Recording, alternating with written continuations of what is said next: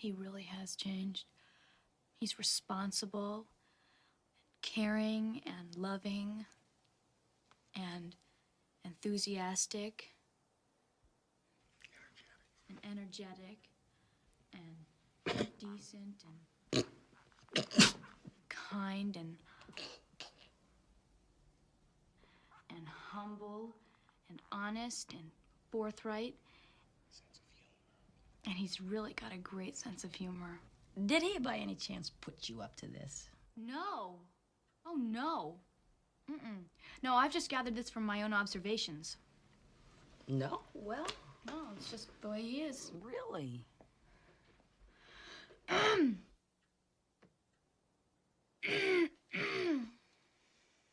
Really? Oh, yeah. Someone like him.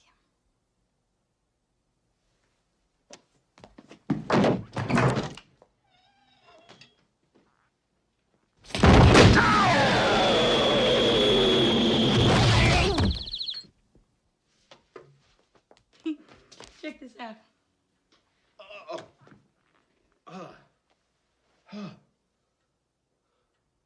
Hi, honey.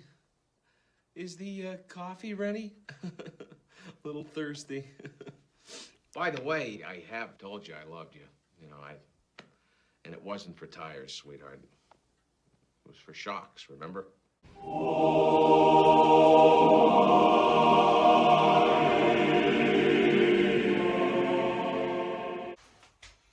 So, is there anything else? Is there anything else you want to talk? Well, I did want to mention, like I briefly brought up the Final Girl thing, and we had a really kind of fun. We had a fun discussion last night about Final Girls in relation to Scream 7, which someone had brought. I mean, well, just to be. I think you brought it up. I did bring it up, but I fully, and as I said earlier about the Scream series is probably my favorite. So maybe there is, and to be fair, there probably is a slight bias there with the Scream movies. I'm willing to forgive a lot. It's like your favorite band. Like my favorite band is Aerosmith, right? There are Aerosmith fans that hate some of their like later, like genuinely hate some of their like later albums that I will defend, fight to the nail. I got banned, permanent lifetime banned off Air Force One message boards for defending Just Push Play. They kicked me off the fucking site. Because you can't say things about people's mother and chainsaws and dildos. You can't do that in defense of your favorite band. You just can't do it. But I mean, you can. I'm like, and you did. Apparently. I did. I have no fucking regrets. You don't talk to Steven Tyler that way. But so I, as my sister would say, I go apeshit over things. So I defend the things that I love. I defend to like the teeth, and Scream is one of those things. So I do have a natural bias. I defend the things that I love, and I can take something that someone else says, like Aerosmith, like the last album, that was a piece of shit. Like, well, I can see where you're coming from, but let me tell you this. Let's talk about that. I can see the good in you. I could take a turd and find you the piece of corn that's shaped like Yoda, and that's something that's kind of cool, right? That's my gift in this life, and that's a fucking horrible, weird analogy, but I don't care. It's the best I got right now. So that's how I feel. I think it's perfectly fine about Scream. Even a bad Scream movie, I can still scrape off the road the best parts of it, and then defend why I like the whole movie because this part's really good, or that part's really good, or this really spoke to me. That's me as a guy. So all that being said, as a biased Scream fan, I want to put out there, and again, Final Girl. We're still on Final Girls, right? We are. Right. Okay. I brought up the proposition.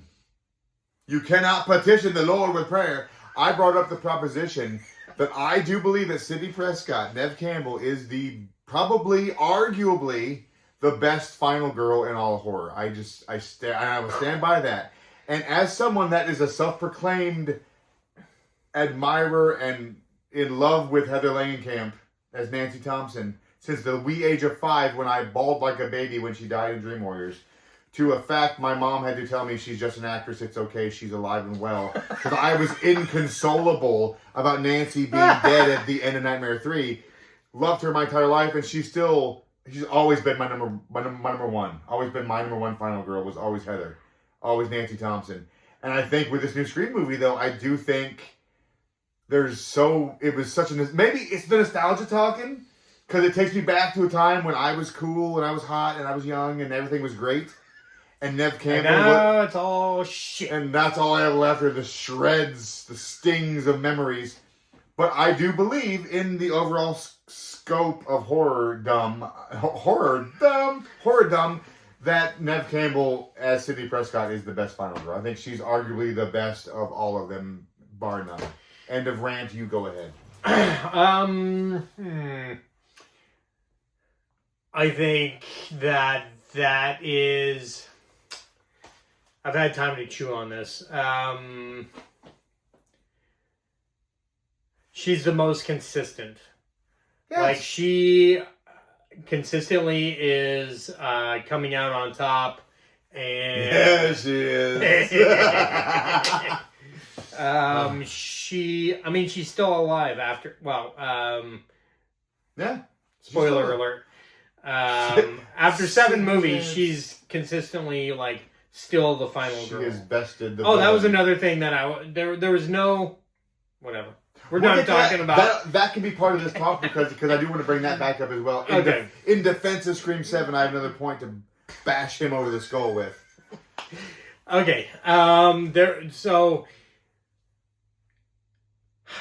I just think out of the pantheon of horror movies, to say that Sidney Prescott is the best final girl. What about... Example me, then we'll talk about it. What about Ellen Ripley?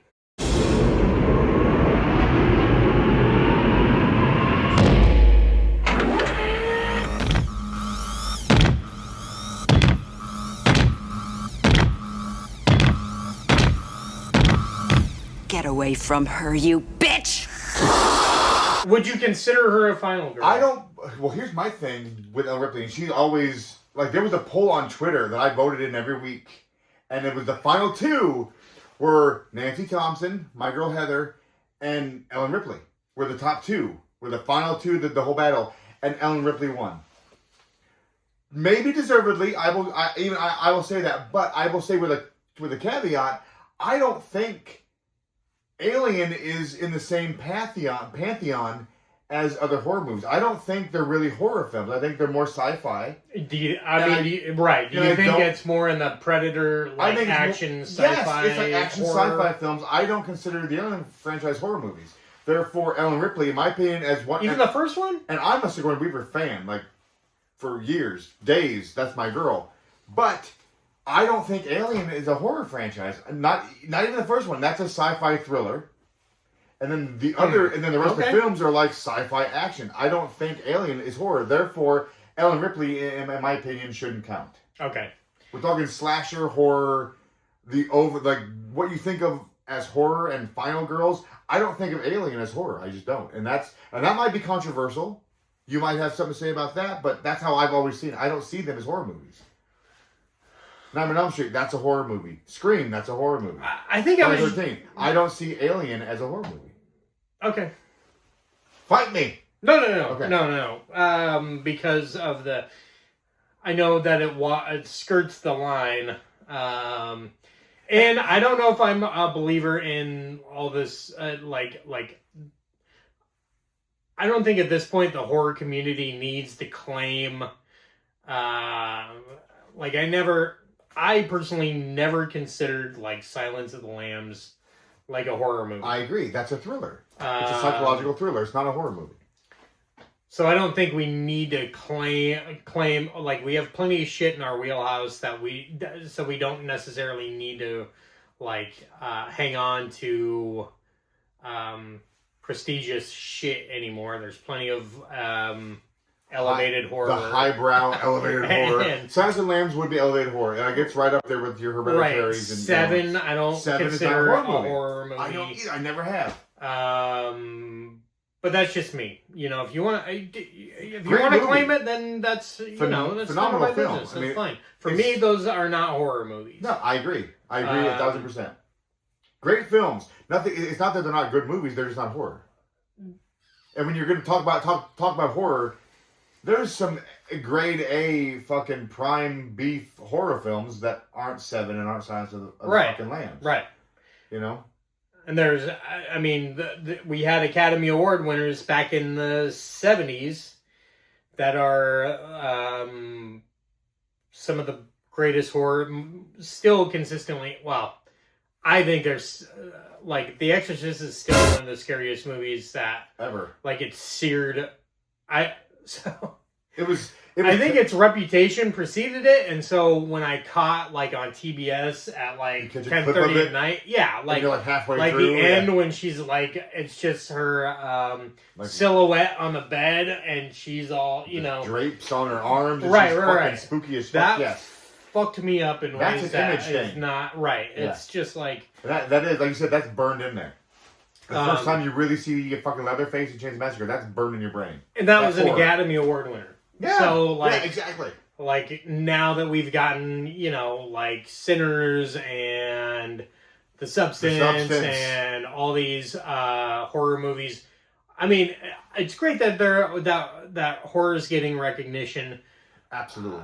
Love it. And I granted, love it, actually. there was a long time when horror was considered, like, the trash. shit heap. Yeah. Right. It was considered trash. Like, it wasn't to be taken seriously. Right. Which is mind-blowing if you look at today's standards. Right. You know? But there's plenty of, like, very good... I mean, Cronenberg was doing what would now be considered... like Oscar bait films. Like, in Elevate, the 80s. like A Fly, The Brood. Yes! Like, these are all fucking, like, really good, really deep, really, like... They're horror movie. They would be considered elevated horror. Now. You look at something, I would even argue like Nightmare on Elm Street to a point. The concept alone right. is heavy, it's deep. And then you look at like the story itself, I mean that could have been, I wouldn't say Oscar bait, but you look at something like that is like an elevated horror. Like, it wasn't just right. Jason in a hockey mask and at summer camp. That was some deep, heady shit. Hereditary always comes to mind, which was an Oscar snub, and fuck you for that. That was wrong. But I kind of see like that could be where that would go.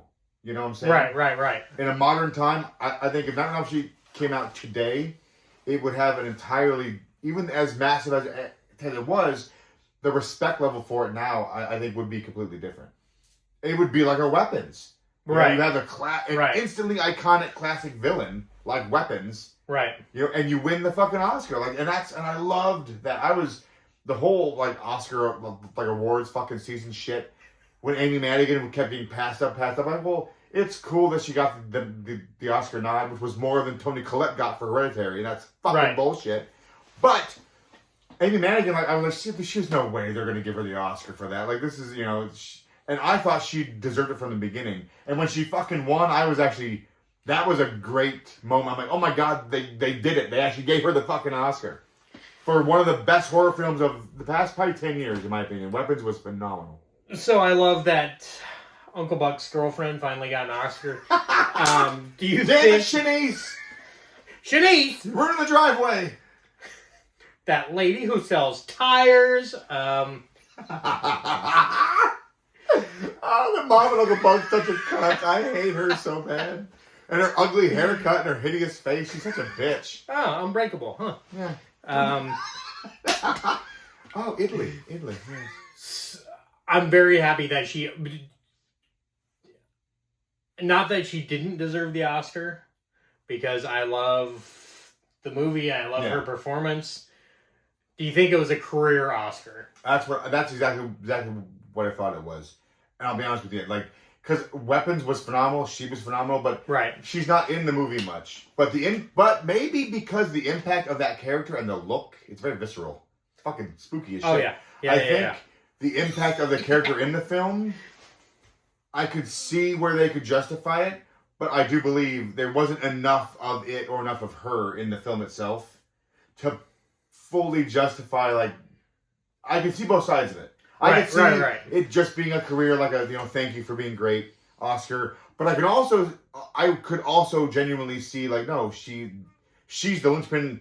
You have Josh Brolin, you have these major, huge fucking actors. She got the Oscar nod, and she's what you remember. It's her. Yeah, for sure. So there is something to be said that yes, maybe that was 100% earned Oscar right there. 100%.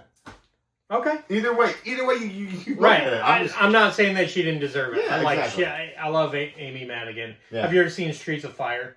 Oh my God, yes. Phil Okay. showed me that. Yeah, it's a great fucking movie. She's a boss in that. So, Boss bitch. anyhow, Final Girls. Final Girls. What about Sally? Sally Hardesty. Here's my issue.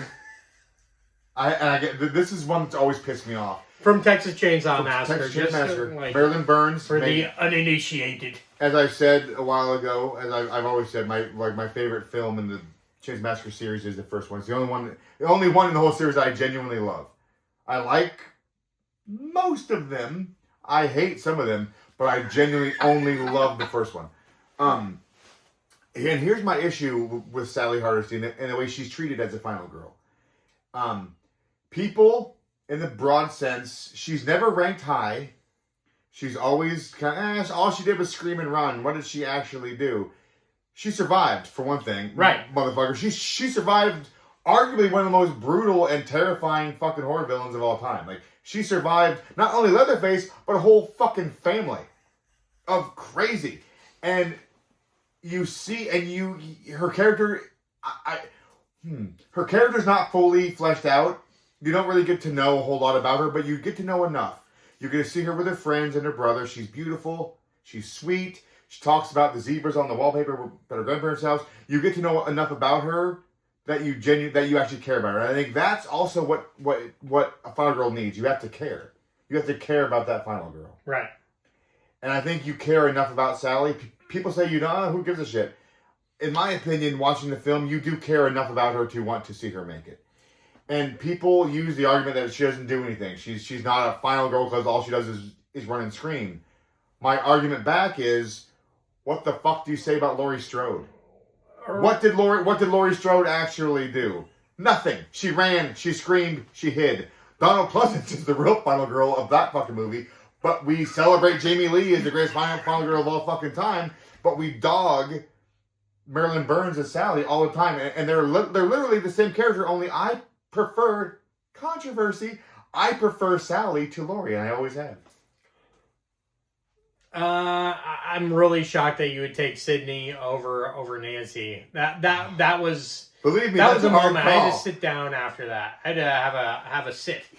Especially since you know me, and since we were like, I've told people that Nightmare 3 story a lot, because I'm like, I will defend Heather Langenkamp till my dying breath because of this, and this, and this, and this, and I've loved her since I was 5 years old. Right. 5 years old, that's been my girl. If I ever meet her, which I want to meet her someday, I've got to tell her all these stories. I want a hug. I need a hug from Nancy to make it all better, make it all go away. But in the essence of, there's final girls, and I think there's final girls, and then there's final girls. Nancy falls into the other category for me, that she is a fighter. She is a fucking fighter. She doesn't just roll over and die. She doesn't just run away and scream. She stands her fucking ground and she fights back, and she does a good fucking job at it too. Twice. And what makes the second round that much more, in my opinion, impactful when I was destroyed as a 5-year-old child, she doesn't just die, she dies saving the other children. And that's, it's like a Jesus death. It's like, it's like a martyr's death. She dies to save the innocent people. She is, she's like a saint. Saint Nancy Thompson. That whore Sister Mary Elena could have given us a little more information to save Nancy's life, but we're not going to go there. But so I think it's hard to nail down, because Sydney also fight. Like, Sydney's never just stood back and talked. Right. She fought back too. So they're literally of the same caliber, which is awesome too, because they're both Wes Craven final girls. So they're both these tough, and it's not like they're like Mary Sue, I kick any man's ass, Charlize Theron shit. They fight. It's a realistic fight back. Like, these are what average high school girls could fucking do, and it is effective in some cases. And they get their ass kicked too. Sydney, I've always said, like, you watch every Scream movie, Sydney earns her final sex because she gets her ass kicked in every fucking movie. Those boys take her to the cleaner in almost every single time. Does she get stabbed? In every movie, I think, except for part 2. Is she stabbed in the first movie? She gets stabbed in the shoulder when she's in the van. Oh, yeah. And then in 3, maybe she doesn't get... No, she gets shot in part 3. Part 4, she gets stabbed. That's not a stabbing. What about part 2? 5, she gets stabbed. And then But in the new one, 7, Sydney inflicts, I don't think, any injury.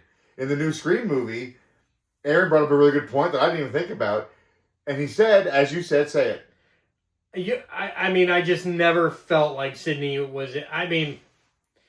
Okay, John also countered with a good point, but I never felt like Sydney was in danger the whole time. Like, she's always in control.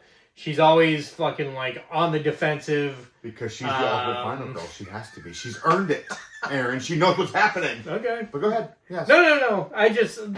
Like in order for a horror movie to be effective, I have to feel like There has to be stakes? some stakes, some danger. Well, the stakes are the daughter. Tatum, her daughter, is always in peril. She's always the one being chased. She's always the one fighting back. And this is all for the first time as well. So, Sydney's gone through this fucking seven times now. This is her daughter's first round, so she's... Technically 6 times. Technically 6, because she set out part 6. Also part of the motive that was... But this poor girl has never gone through this, and Sydney kept it all from her, so she has no exposure to it, so she doesn't know what she's doing. So she makes these pratfalls and these mistakes that her mother made because she didn't share the information. So that's the peril. The peril is not Sydney. The peril is the daughter Tatum. It's her story now. So all the danger is thrown on this, again, a teenage girl with no experience. She's the new final girl, in my opinion. And she did a good job. She was effective. Couple scenes, she was aided by her badass mother. Greatest final girl of all time.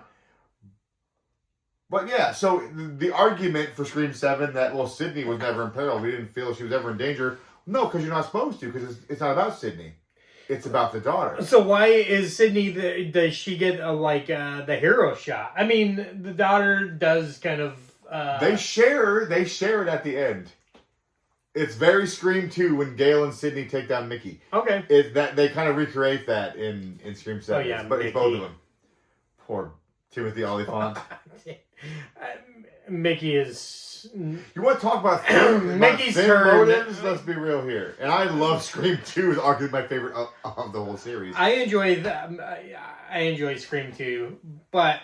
It's the best sequel in my opinion. And I love Timothy Olyphant.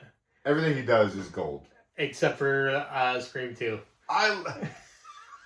I do. I was talking the other day to my nephew about Scream 2. I'm like, you know what? And again, about how I've never guessed to kill him. Like, how did I not? Obviously. Timothy Olyphant disappears from the second... Olyphant. I'm a Lord of the Rings guy. Timothy Olyphant. That's just what I call him. He disappears from the whole second half of the film. You don't see him again, to where when I saw that in the theater, when he pulled off the mask, I'm like, oh, I forgot he was in this. I forgot he was in it. Because he was just gone second half of the film. Right. Thin, but still great. In his... Well... Billy's mother. There's some hammy overacting. Billy's mother. It's a scream. What? Billy's mother. Nice twist, huh? Didn't see it coming, did you? Well, that was Stu. Was it Scream Baby? That was the first movie. I think, doesn't he say that? And Lillard was also way over the top, but it worked. Mickey being over the top, it was cringy at best. Lillard has a performance style where the overtopness works. It's part of his strength, exactly. Olyphant. Performance feels forced. It does. It doesn't feel like Lillard feels natural. Olyphant's performance feels like he's fucking trying to fucking act crazy. He's trying to act crazy as opposed to being crazy, which is the difference when you look at Laurie Metcalf. Right. Comes out and she is fucking batshit, and you believe it because she believes it. Olyphant was just pretending to be crazy. Aunt Jackie was fucking nuts. And he was and it comes through. It works on screen. Right. He was a young actor. And he's gotten better. To be fair, in the quiet moments during the reveal, he's fine. It's when he tries to scream and be all Lillardish, that's what feels forced and cringy as shit. He doesn't say it's a Scream or something to that effect. No, he says Billy's mummer. Didn't see it coming, did you? Like that whole chunk should have been taken out. That was bullshit. That was annoying and cringe as dick. Dick cringe. Cringe. Cringe. Dude, you are... Those two lines from Scream 2 are cringier than anything in Scream 3. Mark my word. Quote me. Even the bangs? Even the bangs, I will give my Courtney Cox. I'll give my Courtney Cox whatever she wants. All right. Well, is there a... I will... So... Is there a consensus? I can't. Words are hard. I can't. I'm gonna have to chew on this. Chew on this. I will concede that she's definitely in the top. Well, that's a good question. Then, where would you rank? Who are your?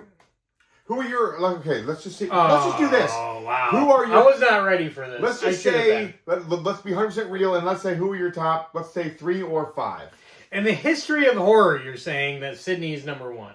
In modern, let's say not modern. Let's say from like 60s, 70s, the birth of horror, the birth of slashers. Let's start at Psycho. Okay. Let's start there, which is pretty much everything. So from the birth of proper horror with Psycho in 62 to now, yes, I will go on record right now and say Sydney has officially dethroned my lovely Nancy, and she is my number 1.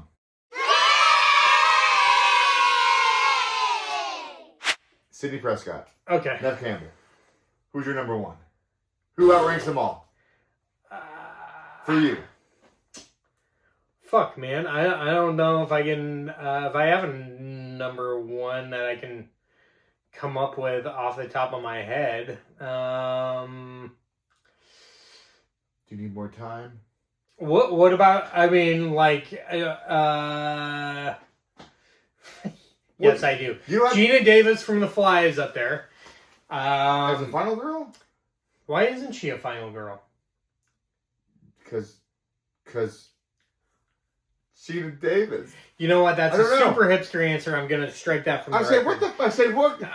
Okay, Nancy is up there. What coffee shop do you work in? God damn. Nancy's up there. She should be. Laurie Strode is up there. And just to be fair, I still give Laurie Strode her credit. I think she's overrated at Ted's Final Girl. But she is definitely... She's my top 5. But I think she's overrated. I agree.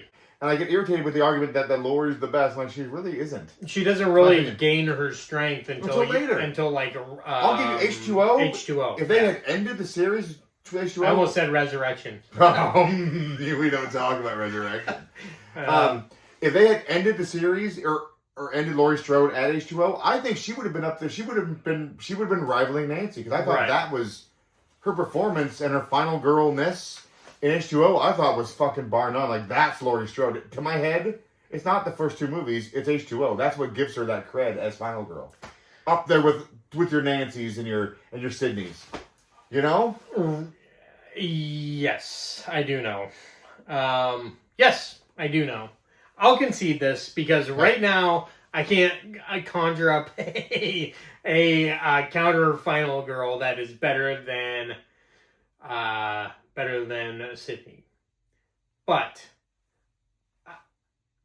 there are just so many horror movies out there that are, it's hard for me to concede that she's number 1 all-time modern. I do have an issue as well, and I know this is going to contradict one of my defenses of like Sally from Chainsaw Massacre, but I think when people bring up the final girls like Erin from Your Next, like but to me a one-off film shouldn't Erin from Your Next shouldn't be on the same league as like a Nancy or Laurie Strode. Like, what about what's her name from? Even though I defend Sally, but she was really only in 1 movie. Well, if we're talking about the radio, too, but we're not talking about that abomination that they did with Sally. I thought there was some cool. Yeah, the movie I thought was fine. I did not like what they did with not Sally. need to bring Sally in there as a redneck, ugly old fucking bounty hunter badass. Like, that's not. What's his name from fucking Jason Goes to Hell? Yeah, exactly. Nah, that was not Sally. I'm sorry. shit, I lost my train of thought. Okay, yeah. And I'll there's an agree with argument, but I'm sure there's an argument for that. But to me, I don't think one-off girls should be, unless it's a classic. Like Chainsaw Massacre, that's a classic movie. She should be up there.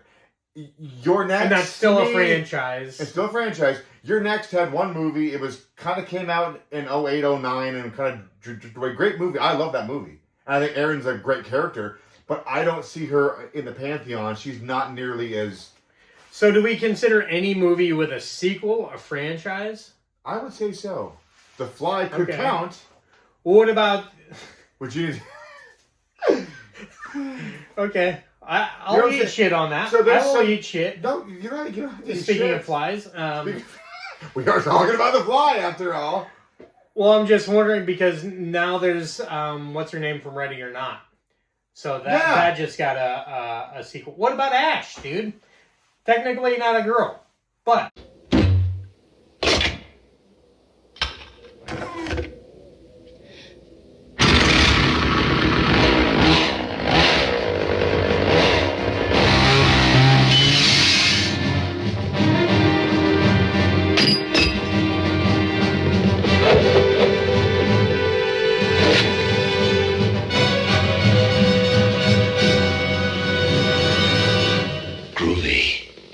I don't know what he identifies as, and I'm not going to judge. That's right.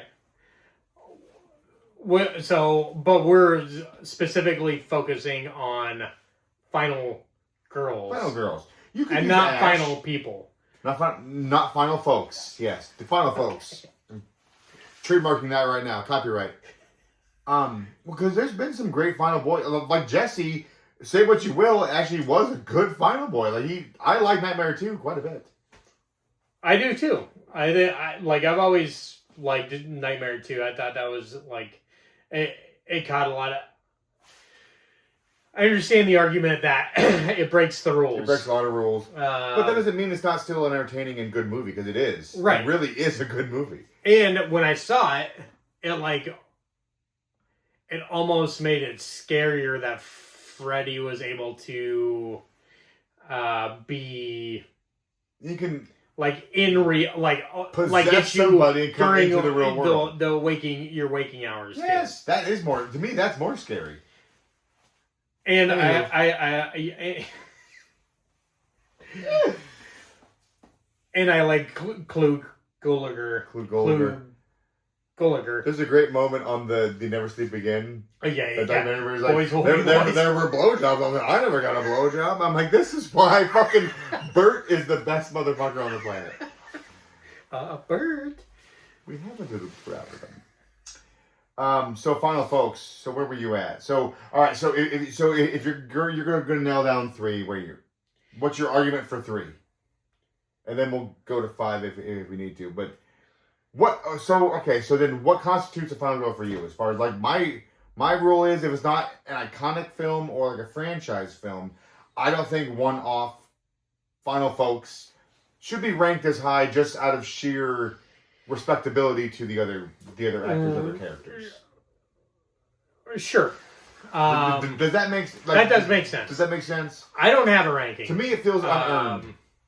Erin from Your Next. Like I said, great character, great movie. It's unearned that she should sit on the same tier list as like a Nancy or a Sydney, in my opinion. I don't think something about that in my hierarchy doesn't seem right. That's fucking interesting. I don't have a ranking. I think I was just a little more aghast that you would put I staked a claim for Sydney over Nancy. And you just have such an affinity for, but you also are a huge Scream stan. So I don't know why I was so shocked. I just I'm a Scream stan. I don't like rankings in general because I'm a coward. But take a stand, man. But believe what you say. I was just surprised that you would take over Nancy Mainly over Nancy, because you're such a Nancy. I'm such a Heather stan, and I find myself to be a bit of a Nancy. But I've which I understand that because like since we were kids, like I've always I've droned on and on and on about Nancy. She's always been my favorite. Always been a favorite character in that series.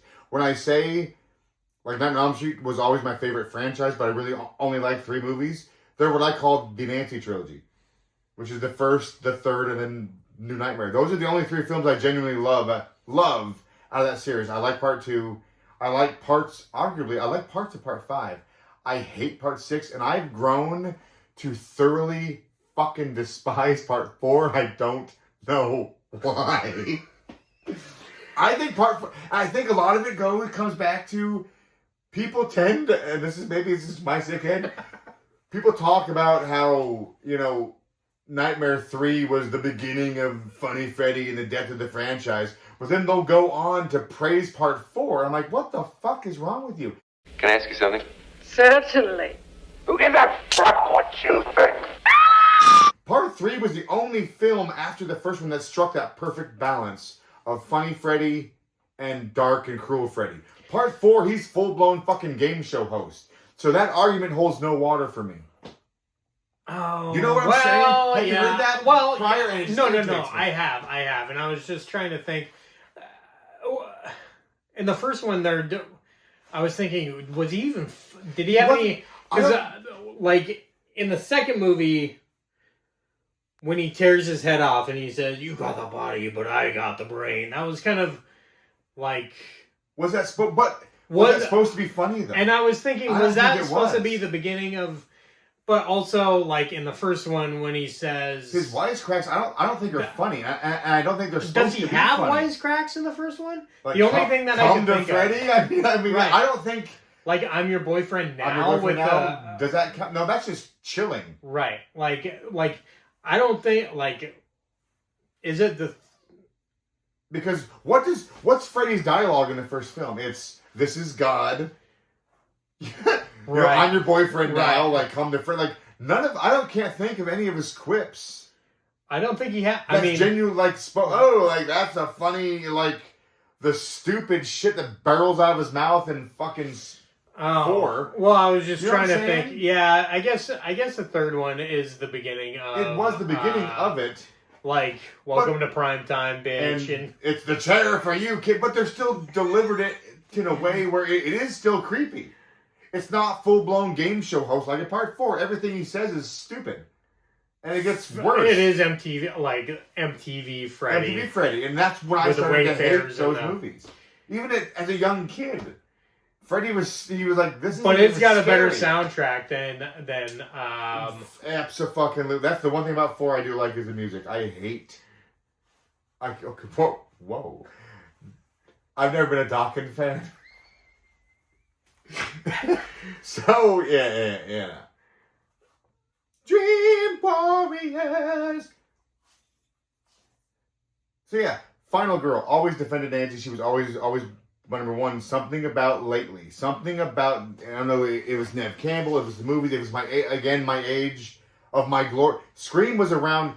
Nightmare was more like when I was a kid. Even New Nightmare, I was 12, 13, and I loved Heather Langenkamp. I loved that. That's my favorite movie in the series. Is 100% New Nightmare, always been. Scream was on the uptake of being older and being into your cool, like your glory years, like your high school years, when you're cool, and everything's great and music was great. Like the late 90s and the early 2000s.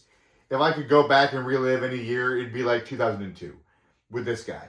And there's such a nostalgia bait, maybe because we are getting older. And everything sucks nowadays. I feel like Randall from Clerks. Everything sucks. And I hate everything.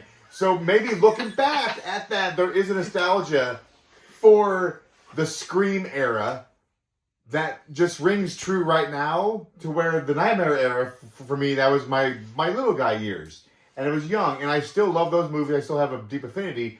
But maybe because of where I am in my life now and my nostalgia bait head, and Scream 7's nostalgia bait worked on me, obviously, because I love that kind of shit. Maybe that's why something in this cranial region of mine switched over, and I see Sydney in a different way. Okay. And Fair enough. And I've always loved Nev Campbell. Fucking, if you've never seen fucking Drowning Mona, you need to, for multiple reasons, but Nev Campbell's phenomenal in that. You got to see Wild Things. You don't find me attractive no more? No. What do you get when life hands you a handful of shit? Make shit salad? That girl's 13. Yeah, finally. Do yourself a favor and look up some Nev Campbell wonderfulness, and that also helps. The Craft and those movies, like she was she was my 90s, along with Ethan Embry. He was also all of our 90s. It's nostalgia. Maybe it's just nostalgia bait, kind of edging Sydney over my Nancy. I don't know, but that's where I stand, and you called me out on that, and I felt a need to defend my choice for an hour and 85 minutes. Well, that's fair. That's fair. To be fair. To be fair. To be fair. Well, I think that's all I have the energy for I was today. gonna say, that was an ass kicker and a half. Should we make a promise on a sign out? To keep this Yeah, we together? Yes. So, let's not make a promise. Let's Promise say to- that we're gonna do our best. We're going to promise to do our best. Ah, perfect. See? That's the best of both. Wow. That way you can lie, and if you're at work, it's not a big deal. It's like kid logic. So we have busy lives. We're both in our early to mid 40s, and it can be a little bit challenging to keep things rolling. But we're gonna do our best to not only do our own private parts, but to try and do shows like on Zoom or some sort of more collaborative right shows and, Right. and make a greater effort, because if you know, you're still with us after this if you're episode, still- if because this- this is a train wreck. This is a hot mess. This could be like 3 episodes. This is gonna be some editing. But yeah, living 3,000 miles apart now does create its own challenges. A unique opportunity. Ooh, turn that negative into a positive right there, baby. I love that. I read the books here. You came in and you're fired. You're fired. No, you're fired. So yeah, I'm so down. Like, we have to just create a time and a commitment, Right. not only to ourselves but to all 3 of you out there watching this, that we will do our damnedest to make sure that we keep it up and we deliver not only our own private parts but each other's private parts, which combined, like Captain Planet, make one big part. And it's right here. Right here. Heart, Right here. fire, earth, water, wind. I don't Why know. the fuck is heart part of the Because whatever? fucking kids are stupid. Dummies. Fucking Dumb 90s. dummies. Fucking dummy. So in the meantime, keep watching movies. Yes. Let us. There's some good shit out there. There's lots of great shit out there, man. And there's lots of great shit coming out this year. There is some good stuff coming out this year. One tiny little thing that we're definitely going to have to talk about is there's a Masters of the Universe movie coming out, and I think collectively that was, if Nev Campbell was my 90s, He-Man was my 80s, and still to this day burns inside of me. So there's a He-Man movie coming out that, whether it be a private part or a collaborative double part, that shit's being talked about, because it's going to have to be. So yeah. So by then, we should have a system in place. We should have a procedure down, and They call it a procedure. Down- It's a surgery. downward facing dog is technically a procedure. So keep watching movies. We love you Absolutely. guys. Love you. It's been so much fun. It's been a beautiful reunion. And like every Julia Roberts says, every Julia Roberts film says, it must have been love, but it's over now. It's not over. Till the next time, baby. It's not goodbye. It's And see you later. It's see you later. And it's not even see you later, it's good journey. Peace. Peace!